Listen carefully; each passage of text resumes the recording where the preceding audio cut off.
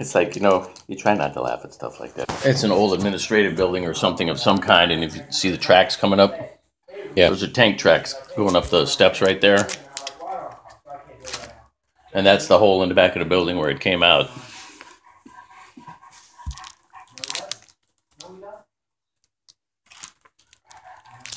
Oh, this must have been one of the trips we took over to Camp Irwin.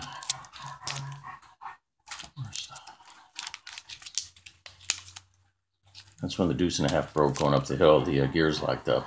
We had to get this big wrecker and another truck to pull it up the hill. That one. Pull it up the hill. This is the tactical stuff that we used out in the field. That's the radar antenna right there. And that's the van is underneath there with the radar scopes and everything in it. That's a generator, and that's a portable tower right there. We had it set up down at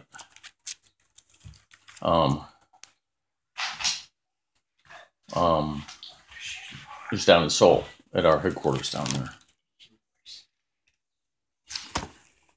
Bargain sale.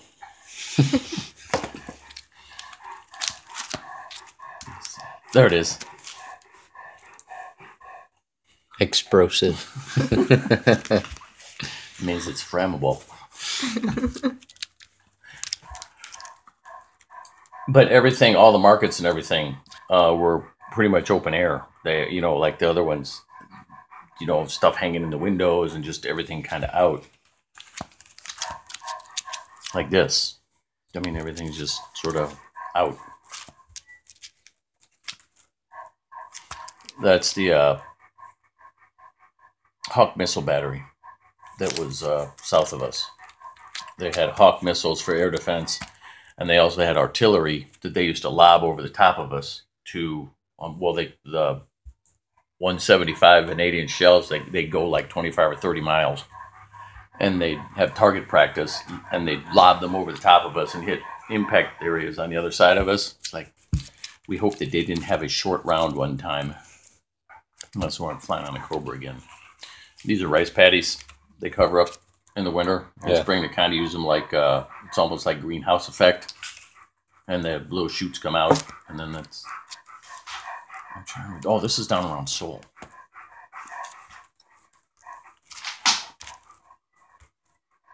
Kia. Yeah. Yeah, because that's the river around Seoul right there. Is that taxi? Yeah. And that's what all the school kids look like every day going to school.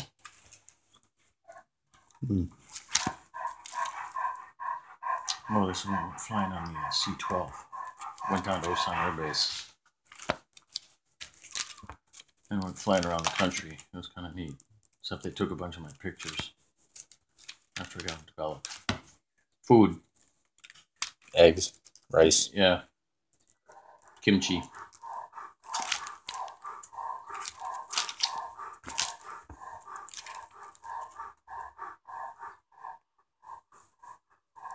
Oh, that's when I went right on the Chinook. It barely fit on our pad down there.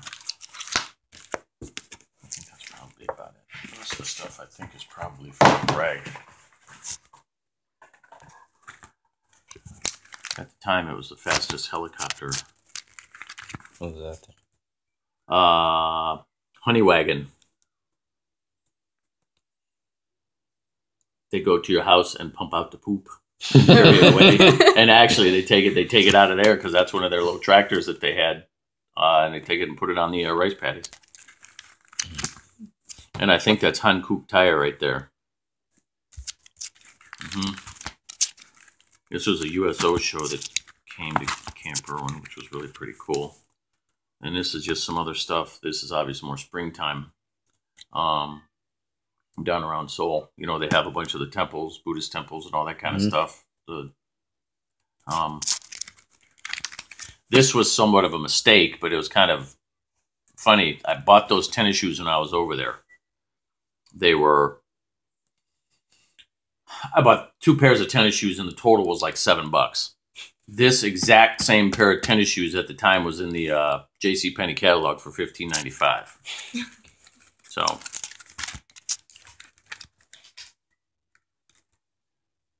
Yeah, that's one of the other gates right there.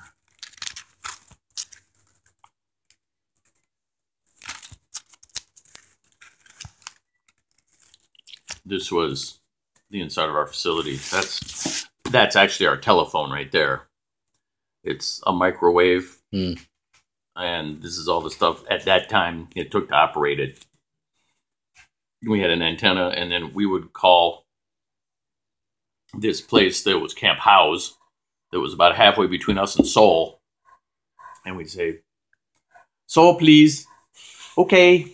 She'd hook us up to the one that sends us to Seoul. And actually, the way we dialed it, if you just picked up the receiver and whistled into it, right there, it would start ringing. It would start chirping, and it was ringing on the other end. So it's not like you really had to. Well, there wasn't really any place to dial anything anyway. I mean, there was something that would make the noise, but all you really had to do is, like I said, you pick it up and whistle into it. This is our. You need to lay down. Mm-hmm. This is our recording equipment. Yeah. Record, all the air traffic stuff. You'd run one, and then you'd replace the other one. This one would run for 24 hours, and the next day you'd switch them. Then you'd run this one and rewind that one and take it, because you had to have something running 24 hours. That's just a 50 cal post. That's a 50 cal. Actually, that's a real one. That's right up. I mean, that was right behind us, because we had a ROC Air Force air defense. That's whose radar we were slaved off of right there. Yeah. And so, yeah, they had their own security and stuff. That's a bus ride right there. And that's usually what the buses were like. And there you go. Those guys out rice paddies in the spring. Yeah. And that was a Buddha carved into a side of a wall right there. But yeah, it was cool flying around in the spring, because you'd fly over all these rice paddies everywhere, and everybody's out there knee deep in the rice. But see, this is what I mean. Those shades like that. That's how they grow it, and then they come in and take out the individual plants, and then plant them in the rows like that, and then they grow the rice. They flood the fields, grow the rice, and then in the fall they drain the fields, and then take the rice out of it. I think this is when I was getting. Yeah. Oh, this was a firepower demonstration I went to down in Seoul. That's the Rock Army guys. I mean, it shows all the different they have stuff skis? that they do. Yeah. Yeah, for winter we have that. I went on that exercise, a Jack Frost exercise up in Alaska, south of Fairbanks. And yeah, that's... In the wintertime, you got to look like the winter, if that's where you are. But it was pretty cool, the power demonstration. They had the miniguns